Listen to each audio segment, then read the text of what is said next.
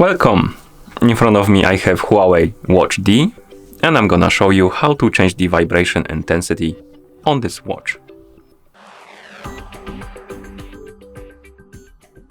First, let's wake up the screen on our watch, and you can do it by pressing the home button.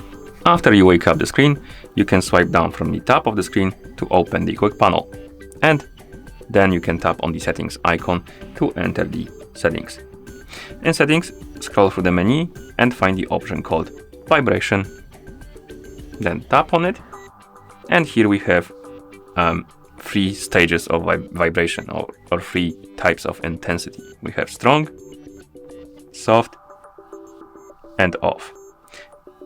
Select the one you like and then tap on OK to confirm. And once you're done, you can press the home button to go back to watch face. And that's how you change the vibration intensity on this watch. Thank you for watching.